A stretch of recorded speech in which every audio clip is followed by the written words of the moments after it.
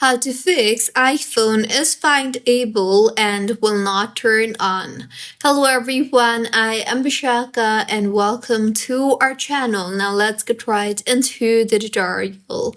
If your iPhone shows iPhone is findable on a black screen and won't fully power on, then this usually means that the battery is critically low or the system has been crashed.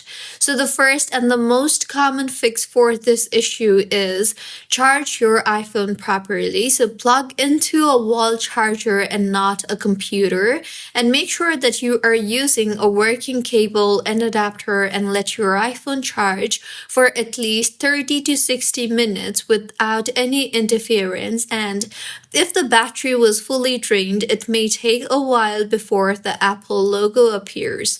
See if that helps, and if not, then the next process that you can do is force restart your iPhone. In order to force restart, simply press and release the volume up button.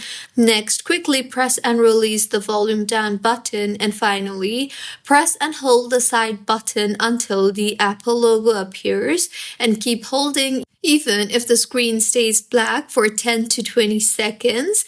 This fixes most of the frozen iPhones. See if that helps, and if not, then you might need to put your iPhone to recovery mode. So connect your iPhone to a computer and then open Finder if you are using Mac, or open iTunes if you are using Windows, and then put your phone into recovery mode and choose the update button you see there. And if the update fails, choose restore, and restore will erase your data, but your iPhone will turn on.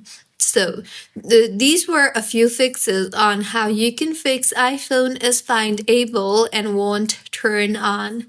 If you find this tutorial helpful, please like the video and do comment if you have any queries. Also, do subscribe to our channel for more helpful tutorials like this. See you on the next one.